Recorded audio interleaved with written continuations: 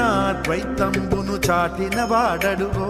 వైదిక ధర్మము నిలిపిన ఆచార్యుండడుగో